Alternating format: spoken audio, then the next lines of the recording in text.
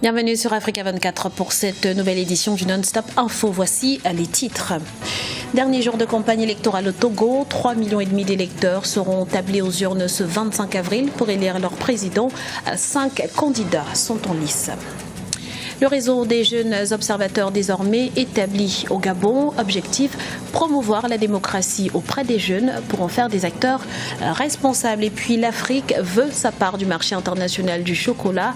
Il faut dire qu'à la dernière étape de transformation du cacao, le continent qui assure près de 73% de la production mondiale ne capte qu'à peine 1% des revenus. Mais avant de développer ces titres, l'opposition congolaise fait pression sur la CENI.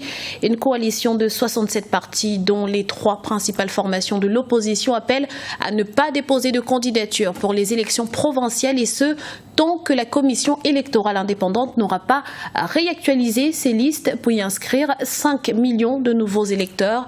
Rappelons que les élections provinciales sont censées se tenir le 25 octobre 2015 en République démocratique du Congo. Plus que 2 jours avant la tenue du scrutin présidentiel au Togo, et le président sortant Faure Gnassingbé semble confiant.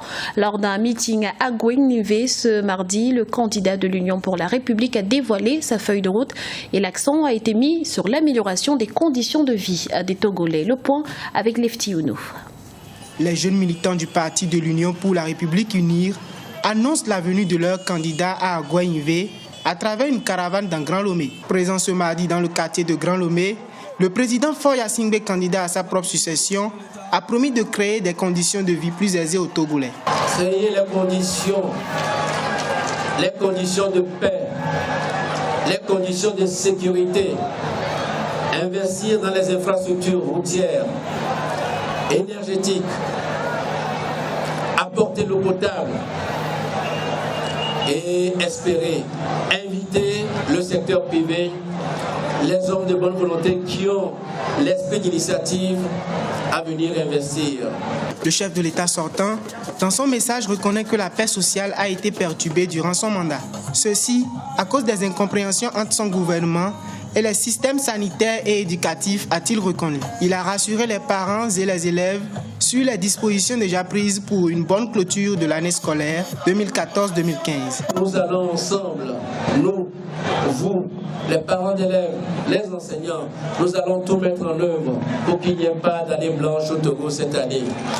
Parce que nous prenons toutes les dispositions pour que les épreuves soient conformes aux enseignements qui ont été dispensés. La campagne électorale pour la présidentielle s'achève jeudi. Les 5 candidats au scrutin continuent leur opération de charme dans les villes et villages du Togo.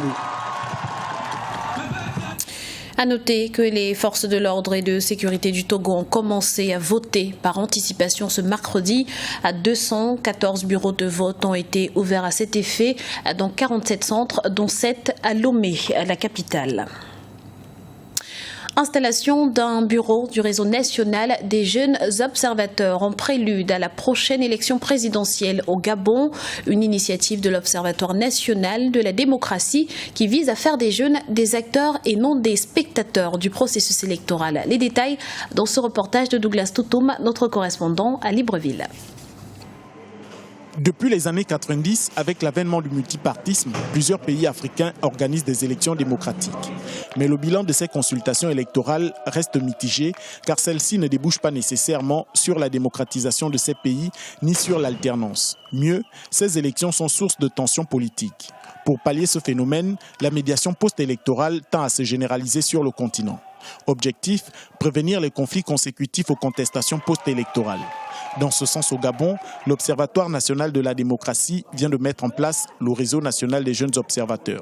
Nous, les jeunes, avons pris l'engagement citoyen de nous impliquer dans la vie sociopolitique et économique pour une meilleure prise en compte de nos conditions d'existence. Nous ne resterons plus en marge de la gestion de la cité. Cette nouvelle plateforme entend former les jeunes sur l'observation des élections, la gestion des conflits et la promotion de la démocratie dans un pays où la jeunesse constitue plus de 60% de la population. Il vise également à prévenir les conséquences de la prochaine élection présidentielle de 2016 au Gabon au regard des violences préélectorales déjà observées. Nous avons besoin d'un pays stable, démocratique et apaisé. Nous avons aussi besoin d'un peuple formé, éveillé, ambitieux et volontaire qui participe à la vie de la nation. Mais que constatons-nous aujourd'hui? Notre démocratie est malade et notre paix est menacée. En 2009, l'Observatoire national de la démocratie avait déployé des superviseurs dans les 9 provinces du pays afin de suivre en direct les opérations de vote. Les leaders de la société civile estiment que seule l'organisation d'une élection juste et transparente permettra d'éviter une crise post-électorale au Gabon. Dans l'actualité également, la lutte contre le braconnage s'intensifie en Afrique du Sud. 4 hommes ont été condamnés ce mercredi à 15 ans de prison chacun pour braconnage de rhinocéros dans le célèbre parc national de Kruger. Les 4 hommes, âgés de 26 à 31 ans, ont été reconnus coupables d'entrée illégale dans le parc, chasse illégale et possession illégale d'armes et de munitions. 20 cornes de rhinocéros ont été saisies lors de leur arrestation. L'Afrique de l'Ouest peine encore à s'imposer sur le marché international de la chocolaterie. Pourtant, c'est bien de là que partent les plus gros convois de fèves de cacao. Face à ce constat, de plus en plus de jeunes se lancent dans la transformation du cacao pour mettre fin à ce paradoxe. Le point tout de suite avec Aimé Fakofi.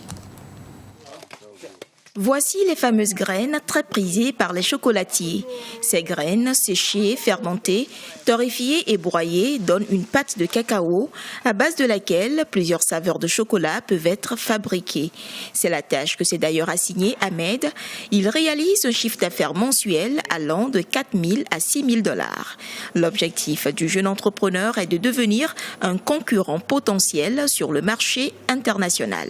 Le chocolat est vendu beaucoup plus cher en Afrique par les sociétés étrangères.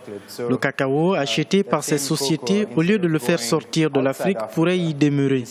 Par contre, nous pourrions faire venir les compétences pour que le chocolat soit transformé localement.